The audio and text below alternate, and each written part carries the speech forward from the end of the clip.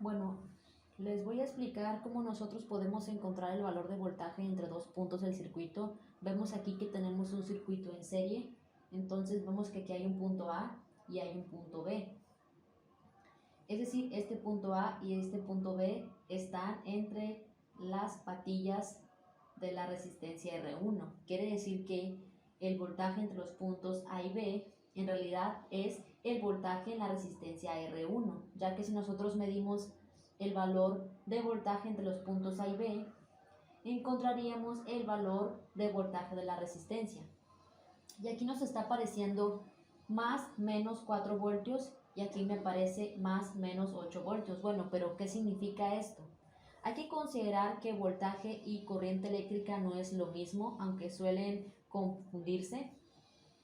La corriente eléctrica se refiere al flujo de electrones que va circulando por un circuito y el voltaje se refiere a la fuerza que hace que esos electrones sean empujados en el circuito. Por lo cual, tenemos aquí una fuente de voltaje de 12 voltios que si nosotros medimos el voltaje en cualquiera de estos puntos del circuito, vamos a encontrar un valor de 12 voltios. Pero las cosas cambiarían si nosotros empezamos a medir el voltaje por cualquiera de estas partes del cable. Si nosotros medimos el voltaje por cualquiera de estas partes del circuito, de estos, vamos a suponer que ponemos puntos imaginarios, aquí tenemos un punto B, pero aquí si ponemos otro punto y medimos el voltaje en ese punto, ya no encontraríamos los 12 voltios. ¿Por qué ya no encontraríamos los 12 voltios? Porque en el momento en que la corriente eléctrica se encuentre con una resistencia va a haber una pérdida de voltaje, es decir, va a haber una caída de tensión. Y aquí me está apareciendo que al poner más menos significa que va a haber una caída de voltaje de 4 voltios. Es decir, que si inicialmente el voltaje era de 12 voltios, en el momento en que la corriente pase por esta resistencia se van a caer 4 voltios. Por lo cual la corriente eléctrica después de pasar por esta resistencia R1 ya no va a tener 12 voltios, va a tener 8 voltios, es decir, 12 voltios menos 4 y eso es 8 voltios, por lo cual el voltaje en el punto B serían 8 voltios y si medimos en cualquiera de estos puntos encontraríamos 8 voltios. Por lo cual, aquí también podemos encontrar que esta resistencia R2 tiene un valor de 8 voltios, ya que es el valor de voltaje restante que quedó. Y si después de que la corriente pasa por esta resistencia y empezamos a medir el voltaje en cualquiera de estos puntos, encontraríamos el valor de 0 voltios. ¿Sí? Es decir, esto significa la caída de voltaje. ¿Cómo obtuvimos estos valores de 4 voltios y de 8 voltios? Bueno, lo podemos hacer de diferentes maneras. Una de esas maneras es por deducción. Aquí vemos que tenemos una resistencia de 2 ohms y aquí una resistencia de 4 ohms. Entre mayor sea el valor de la resistencia, mayor va a ser la caída de voltaje que haya en esa resistencia. Esto es porque entre mayor sea el valor de la resistencia, más dificultad va a encontrar la corriente para pasar por esa resistencia. Más dificultad va a encontrar, entonces a mayor dificultad que tenga la corriente para pasar por esa resistencia, mayor va a ser la caída de esa fuerza, mayor va a ser la caída de esa tensión. Entonces, vemos aquí que 2 ohms es la mitad de 4 ohms. Quiere decir que esta resistencia va a tener la mitad de voltaje que esta otra resistencia. Entonces, esa es una manera así deduciéndolo, pero eso no es lo más correcto, pero sí es bueno para comprender cómo funciona. Si queremos obtener el valor de voltaje en cada una de las resistencias, tenemos que considerar algunos puntos. La ley de voltajes de Kirchhoff. Te lo digo así de manera resumida. La ley de voltajes de Kirchhoff nos dice que la suma de voltajes en un circuito, en los elementos de un circuito, debe ser igual al voltaje total de la fuente.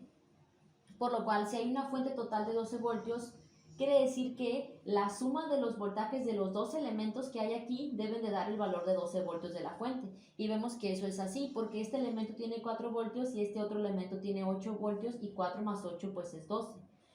Si así nosotros queremos hacer cálculos, tendríamos que hacer lo siguiente.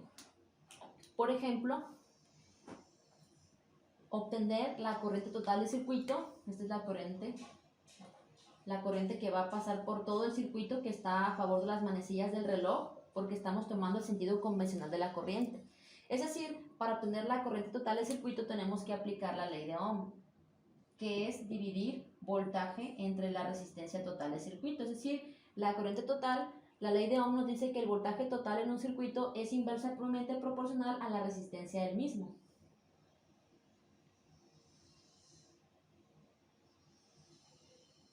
Entonces, al obtener la corriente, simplemente dividimos el valor de voltaje total, que son 12 voltios, entre la resistencia, que son 2 más 4, es decir, 6 ohms. Y 12 voltios entre 6 es 2 amperios, ¿sí? Por lo cual, ya que tenemos el valor de la corriente, volvemos a aplicar la ley de Ohm, pero ya no vamos a aplicar la ley de Ohm para encontrar la corriente, sino que vamos a aplicar la ley de Ohm para encontrar el voltaje. Por lo cual, para obtener el voltaje, bueno, esto casi no pinta, simplemente lo único que hacemos es despejar. Si tenemos aquí esta fórmula para la corriente, simplemente, esto es un poco de álgebra, esta R que está en el denominador va a pasar al otro lado de la igualdad multiplicándose. Es decir, que voltaje es igual a I por R. Por lo cual voy a tener que seguir utilizando el plumón negro, ya que el azul casi no pinta. Por lo cual el voltaje es igual a I por R. O sea que si queremos obtener el valor de voltaje en cada resistencia, simplemente multiplicamos el valor de corriente que pasa por esa resistencia entre el valor de esa resistencia. Es decir, que para obtener el voltaje en R1, vamos a poner aquí voltaje en R1, vamos a multiplicar la corriente que pasa por aquí. ¿Cuánta corriente pasa por aquí? Pues pasa la corriente total, ya que es un circuito en serie, quiere decir que la corriente de 2 amperios va a ser la misma corriente que va a circular por todos los elementos del circuito. Es decir, que el voltaje en la resistencia R1 es igual a los 2 amperios por el valor de la resistencia, es decir, 2 ohms. Quiere decir que el valor de R1 es igual a 4 voltios, tal como lo podemos ver aquí, ¿sí? Y si hacemos lo mismo con el valor de la resistencia 2, multiplicar 2 amperios por 4, vamos a encontrar que el valor de R2 es igual a 8 voltios. Aquí quiero que observamos lo siguiente. Agarré una sección, una parte del circuito, donde están los puntos A y B. Tenemos el punto A y el punto B y una resistencia. Y aquí vemos que dice más menos. Esto significa que el punto A tiene un mayor potencial que el punto B. Ya que, como te expliqué, si tú mides el voltaje en este punto, vas a encontrar un valor más grande que si lo mides en este punto, ¿sí? Y puedes hacer la prueba conectando este circuito y mides con el voltímetro en el punto A, un punto imaginario, y luego mides acá y vas a encontrar una diferencia de potencial y que A tiene un valor mayor que el potencial B, ya que aquí en A mediríamos 12 voltios, que es el valor de la fuente, y en B mediríamos estos 12 voltios. En el punto A, el voltaje en A serían 12 voltios, que es el voltaje pues, respecto a tierra. Es decir, habría en el punto A 12 voltios positivos respecto a tierra. Y si medimos el voltaje en el punto B, es los 12 voltios que había inicialmente, 12 voltios menos lo que cayó aquí. ¿Por qué? Porque antes de que la corriente pasara por esta resistencia había 12 voltios y en el momento que pasó por esta resistencia cayeron 4 voltios, por lo cual el voltaje en B sería 12 voltios menos los 4 que cayeron ahí. Y quiere decir que el voltaje en B es igual a 8 voltios. ¿Sí? Entonces ya si nosotros obtenemos el valor de VAB de esta manera, es decir,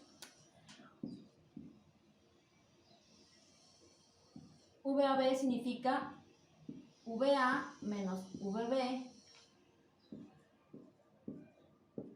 eso es igual a 12 voltios menos los voltios de VB, que es 8 voltios, y eso es igual a 4 voltios, que es el voltaje que hay en esta resistencia.